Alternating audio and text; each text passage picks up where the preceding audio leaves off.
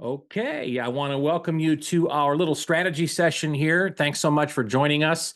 This is Rick Hager coming to you from my home here in Lewiston, New York. And what I want to do on this little discussion, just for the next 20 minutes, 25 minutes, is just discuss some strategy on building your business. Now, this is going to be something that's geared more toward the individual that wants to generate an income that's maybe in the thousands versus in the hundreds. If your goal is just to gather up a few customers, make a few $100s, you can do that simply by using the products and just sharing your story and posting your story. And you'll gather up eventually some interest and get some customers going where you can make, two, three, $400 a month. This is going to be more for those that want to go beyond that and develop, $1,000 a month or $2,000 a month, or go even well beyond that and get to the larger incomes that are possible in this business. And so, just on the onset here, depending upon what your goals are, that's where this is going to be directed. And so, I just want to share some thoughts with you on our strategy and how I think an individual should be approaching this business. I've been doing this for over 30 years, full time from home. Our organizations probably have totaled over 250,000 people. And although I haven't fully tracked everything, we've probably done, $300 million in volume over the course of, my career in 20 different countries. And so I have a 35,000, foot flyover view of a lot of how this works. And if I were to take a look at anyone that's been successful in the business, these little things I'm going to share with you, this is kind of what I would boil it down to. And so let's have this discussion here. The foundation of everything first, before we begin, is your dream. I like to use the word dream. You could use the word mindset if you want. I believe your dream is your big picture, and this is really the foundation for everything. If you want to grow substantially, you have to have in your mind's eye what that means to you. Unfortunately, we don't get taught how to dream going through school. We're not taught the concept of dreaming or thinking big. We're just kind of have things put in front of us and we just kind of follow along with that. Most people, sadly, just kind of drift through life. They drift through their day, they drift through their week, the months go by, the years go by, and they just kind of drift, and their minds aren't open to other possibilities of things that they can achieve or accomplish. And so the first thing that I like to do is encourage people to dream, encourage people that as a foundational part of your business to start getting excited about possibilities of what you can accomplish here. Because I will tell you, there is no ceiling on your income in our business. You can be as small as you want to be or as big as you want to be. It's all based on your own personal ambition. So I always tell people that, the size of your business is going to be based on the size of your dream. You've got to get started and you've got to start thinking certain ways to grow your business. And this is kind of the starting point and foundation of it all. And a couple of questions I like to ask people. Firstly is, where do you see yourself in 5 years? If time and money were no issue for you, what would you like to see yourself doing in the next 3, 4, 5 years? Who would you be? What type of person would you be? What would you do? What would you desire? What would your life look like? If you had the perfect life and you could paint the dream life for yourself, what would it look like? And what I encourage people to do is not to put any limits on themselves and start writing stuff down. Get a yellow pad, a little legal pad, kind of one like this, and just start writing down. If I had a business where there were no limits, what would I like my life to look like in the next 3, 4, 5 years? And write it down. And some people will put that they want to make more money, and that's great, but what does that mean? Maybe you want to put the kids or the grandkids through college, or maybe your dream is to have a home on the lake so that you can go fishing or you can go boating, or you just love the view of having a home on the lake. Maybe it's a cabin. Maybe you want to travel. Maybe you want to go to different places in the world and experience the world. Maybe you want to get a dream car. Everybody's different. We're all different. And one thing that I like to do is never impose what my goals are on other people, because we're different. We enjoy different things. We have different wants and needs. But I always encourage people when they come into the business to really begin dreaming like there is no limits and there are just tremendous possibilities, and have an abundance mindset, and really start asking themselves and drilling down and getting specific about where they see themselves in the next 5 years. What do they desire? What would their life look like from a health standpoint, from a financial standpoint, from an altruistic standpoint, which is giving back? and write it down and be as descriptive as you can.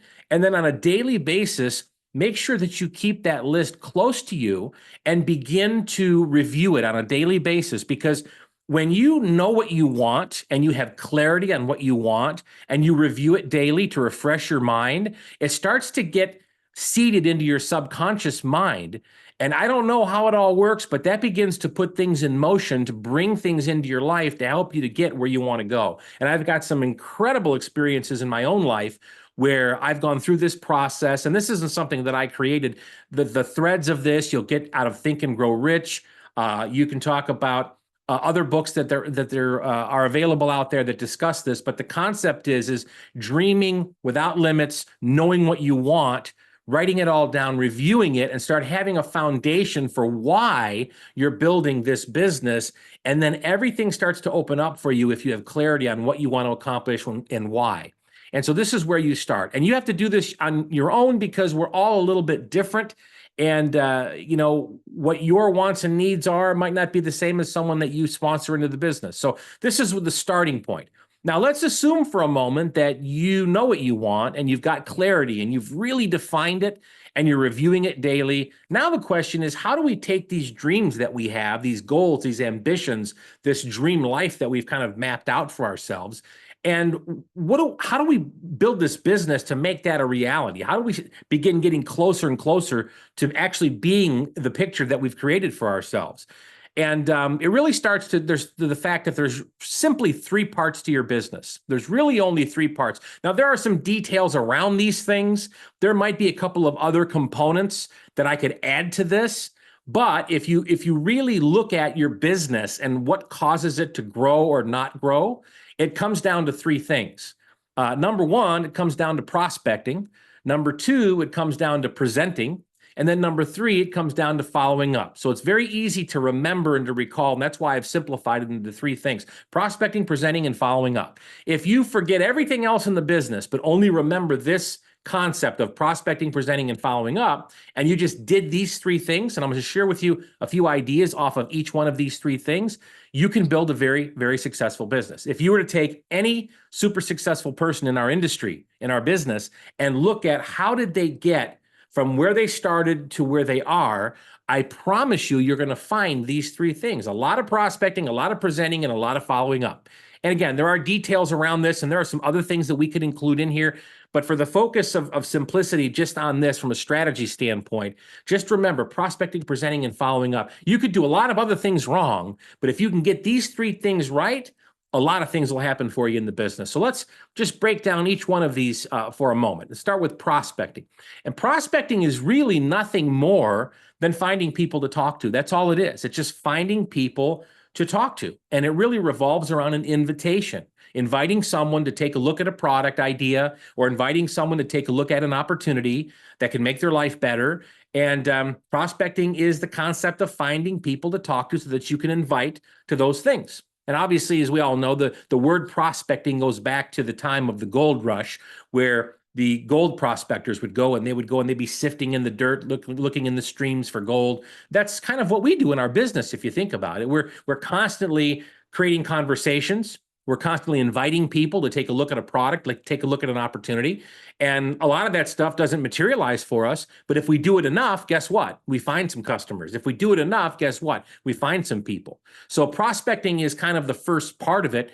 And I would say it's the most important part, because you could get the other two wrong, presenting and follow-up. You could be horrible at those. But if you prospect enough, eventually, if you have a good enough story, a good enough product, a good enough opportunity, the right people will figure it out, whether you present it great or not, or whether you follow up with them great or not. And so prospecting is a starting point. So there's a lot of different ways you can prospect. I'm of the camp that I don't think there's any one right or wrong way to prospect. As long as you're finding ways to create conversations where you can invite someone to look at your product and opportunity, I think that's just great. And but three ideas that I'll share with you is, number one, your circle of influence. I always encourage people when they get started to take a look at their circle of influence. Your circle of influence is family, neighbors, friends, coworkers. If you were to walk across the street and someone saw you and they would wave to you or know who you are, that's part of your circle of influence.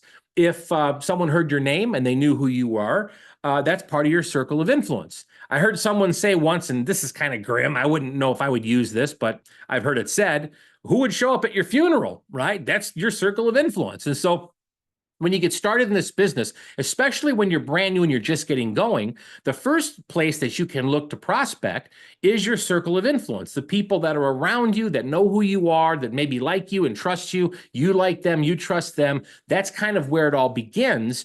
And those are people that you can reach out to see what they're doing and invite them to take a look at a product or an opportunity. Now, one thing I want to point out here with regard to prospecting and with regard to creating conversations and inviting people is we're not talking about trying to sell something to someone. The whole concept behind prospecting, the whole concept behind inviting people to take a look is just to find out if there's an interest there, just to find out if it's someone that would have an interest. If there's no interest, you're not going to pursue that. My phone keeps going off here, folks. Give me 1 second. I'll handle this in just a second. And there we are. It's over. So you're not trying to close them or sell them in this particular phase here of prospecting and inviting. It's just asking the question, giving the invite to see if there's anything there. And if there's nothing there, I'm of the school that you don't try to force it because you could damage a relationship. You make the business much harder on yourself and harder on them. I just like to just see if there's anything there. I want to find out if they're at least open to take a look. Okay, so prospecting is very simple. Your circle of influence is one place to start. I always encourage people to sit down, make a list, get a list of names together. Again, my favorite thing is the yellow pad.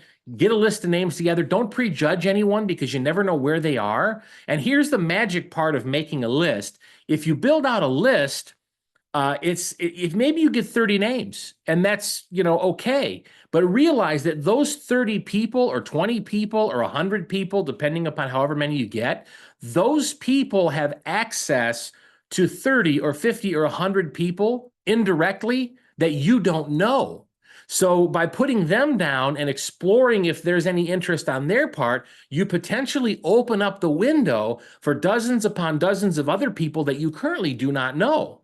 And I will tell you from experience, I've had situations where I've sponsored a person that I knew, and they led me to someone who led me to someone who led me to someone, and 3, 4, 5 people away through that process of meeting people through people, I found someone that even though the ones in between, including the one that I knew, didn't do anything, the one that I met through all those people became a superstar. And had I not talked to the original person I had on my list, who was in my circle of influence, I never would have got to that person. So a lot of times you'll hear these generic trainers, most of which have never built anything in their lives, say, you don't have to call your people your family, friends, don't do that. These are people who have never built anything, and they don't understand the dynamic. They're just playing on most people who have a fear of getting started. Don't listen to those people because all they want to do is sell you a course. If they knew what they were doing, they'd be building one of these businesses, right? And earning the residual income and having the upside from it.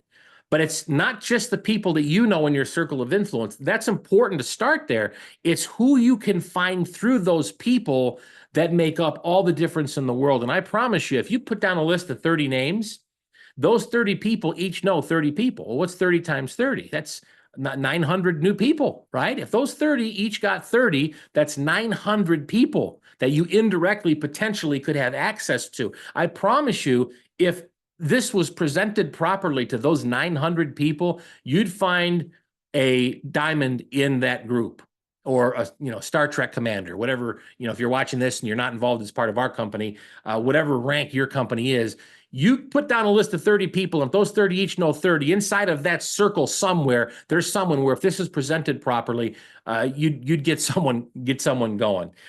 So circle of influence is where you start. Social media, the second one. I always encourage people to have a game plan when it comes to social media. I'm not going to get too deep into this here, but maybe you've got your circle of influence over here, and part of that circle of influence is probably connected to you on social media, but you have the ability to create content, which is not difficult once you kind of develop a mindset for it. And on a weekly basis, you can make posts where people can raise their hand and ask you about your business. And some people, they hammer it daily. Some people, it's a little more strategic. I'm not saying one way is right or wrong. You have to do what you're comfortable with. But always ask yourself, is what I'm doing duplicatable? Will other people want to do what I'm doing? And that will be a good guide for you.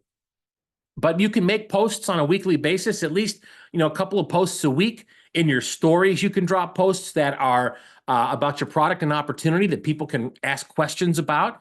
And you can, on a daily basis, be reaching out to new people, making new friends. The essence of social media is you make some new friends every single day. Over time, you grow your list because your circle of influence at some point is going to run out.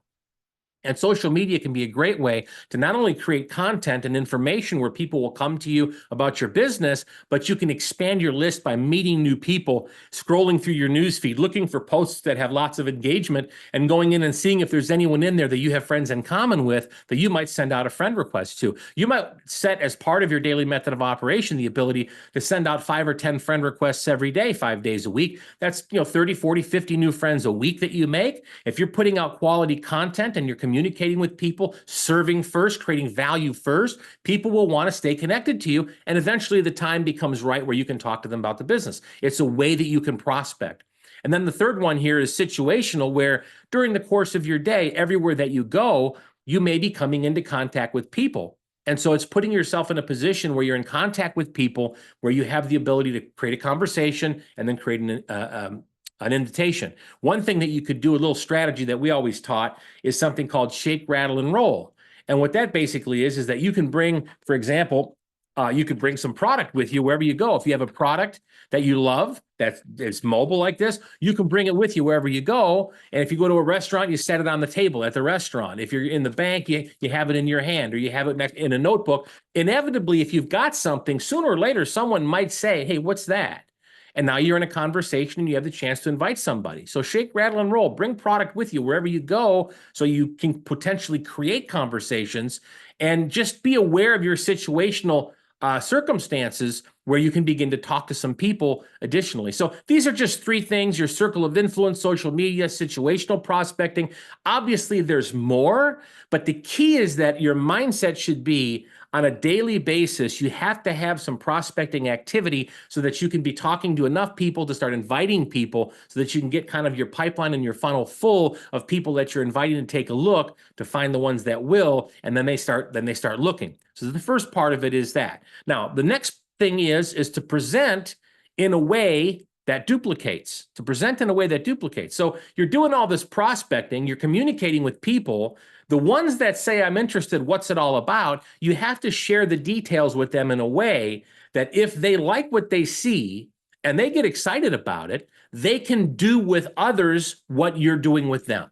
It's not only about what you do. You could be a superstar. You could be going out there and getting tons of people. But if your people can't do what you're doing or won't do what you're doing, guess what's going to happen? Your group will die with your own personal activities. And that's great if that's all you want. But the true magic of our business is the ability to leverage. It's to grow a team and leverage so that you have all these people cranking out, getting their customers, and you get a little tiny piece of that because you helped to create that and you're supporting that. That's really where the magic and the lifestyle and the fun and the dream achievement can come from. But you have to present in a way that duplicates. And the best way that I've found to do that, if you look at all the top people in our industry, what you'll find is they don't become the presentation themselves. What they do is they utilize tools to share the story for them. Okay, it could be sharing a video, right? Anybody can text someone a video. Anyone can point to a video, and the video tells the story. I could take a person, show them a video. If they get excited, they enroll, they can take that video and start sharing it with people an hour after they've enrolled, a minute after they've enrolled. So that's something that duplicates, right? Share samples. If you've got product samples that you could put in people's hands, anybody can give someone a sample or mail someone a sample. Right?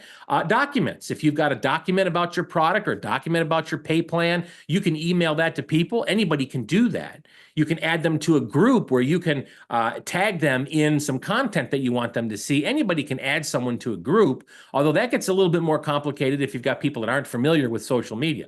My point is you build up a little system with 2 or 3 tools, and you get people connected to the tools, and make sure that as you're doing these things, you say, okay, is this duplicatable? Can the people that I'm bringing in actually do what I'm doing? And if they can, you've got something that will work. If they can't, you have to revisit and simplify what you're doing, because you don't want to have a business where people can't do what you're doing. See, if I was a doctor, let's say I was a doctor, I'm not, by the way, but let's just say I was a doctor and I knew everything there was about herbs and botanicals and vitamins and minerals and all this kind of stuff, I might be able to create a compelling presentation and talk to people. And because I'm a doctor and I have influence and I have a personality and I have this specialized knowledge, they might listen to me and buy a product all day long. But how many people could do with others what I'm doing with them? They can't. It takes a lot of training and practice and the titles and all that kind of thing. But if I'm a doctor and I create a video telling the story and I just shared the video, they could easily share the video. That's the point I'm trying to make here, is present in a way that duplicates, and use a couple simple tools, third-party type tools, where you can present and other people can use the tools and you have a chance for your business to go viral, the message to go viral that way, okay? So that's presenting. And then the third thing is to follow up effectively. Once you've shared a couple of these tools with an individual, you want to make sure that you're following up. And part of follow-up, in my opinion, is to involve third party. It's to bring in your sponsor or bring in an upline leader. And there are ways you can do that. Once you've shared a video with someone or a document or a sample, or you've put them in a group and they've seen a few things, now you can create a messenger chat with them and your sponsor or upline leader or a teammate and help answer questions and show support and share stories, because that's now validating the information your prospect just took a look at. A three-way call is another way to do it. Messenger chat's my favorite, because with messenger chat, you can literally have conversations without all being on the same schedule. It is the most versatile way to do it, in my opinion. But sometimes you want to just get on the phone, and you could do it with a three-way call, or you could even do it with a Zoom, which is, in my opinion, it's the least most effective, because everybody's got to be there at the same time and they've got to have access to a computer, a phone, and a camera and everything. It's a little harder. So messenger chat for me, I think, is my favorite, but all of these are effective. There's no right or wrong. I just have favorites. We all just have favorites. So you follow up and you get them plugged into other people, that third-party social proof through these means, and then you just collect the decision. Are you interested or are you not interested? If they are, find out if they're going to be a customer or they want to build a business, and just enroll them and get them started accordingly. And so if you could just remember those three things: prospecting, presenting, and following up, and you can dial into that and track yourself on that every single day. Do you have some prospecting activity happening? Are you presenting in a way that duplicates? And are you following up effectively using third party, making it a team approach, showing the support? You do those three things, and you do them, and here's the last point here, in a consistent way. If you do it consistently, then you can win. And if you can win a day, you can win a week. And if you can win a week, you can win a month. And if you do this consistently for a number of months, you're not very far from seeing your business just grow and grow and grow. You'll start hitting ranks. You'll start seeing an increase in your check. And the dreams that you set for yourself in the very beginning, little by little, will become more of a reality.